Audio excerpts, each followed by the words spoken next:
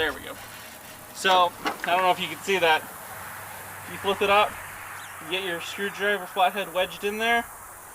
With it pulled up, you can pull this out. That's the old one. You can see pretty nasty cracks in there. I mean, just dripping water. So, first thing we're gonna do is just snap this into place. It's hard to go wrong. They're lined up. It can only be plugged in one way. Yep, that one snapped in.